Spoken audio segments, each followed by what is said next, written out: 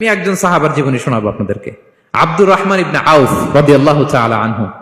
10 জন জান্নাতের দুনিয়াতে বসে যে 10 জন সাহাবা জান্নাতের সুসংবাদ পেয়েছেন তাদের মধ্যে একজন, আলহামদুলিল্লাহ বলেন।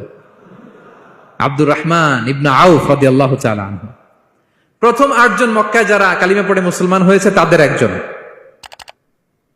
তার স্ট্যাটাসটাকে জেনে নেন। তো তিনি যখন মক্কা থেকে হিজরত করে মদিনায় গেলেন, মনে রাখবেন মক্কা থেকে যে সাহাবারা বাড়ি ঘর ছেড়ে হিজরত করেছে তাদেরকে বলে মহাজির, মানে হিজরতকারী সাহাবা। আর মদিনাতে যে সমস্ত সাহাবারা তাদেরকে রিসিভ করেছেন তাদেরকে বলে আল আনসার, মানে সাহায্যকারী সাহাবা। তো যারাই হিজরত করে মক্কা থেকে মদিনায় যেত, বিষ্ণু ইসলাম মদিনার কোন সাহাবীর সাথে তার ভাই পাতিয়ে দিতেন, আল মুআখাত, ব্রাদারহুড করে দিতেন, দায়িত্ব দিতেন যে তুমি এই সাহাবীকে দেখবে। তো আব্দুর রহমান ইবনে আউফ রাদিয়াল্লাহু তাআলা আনহু যখন হিজরত করে গেলেন, তার দেখভাল করার জন্য যে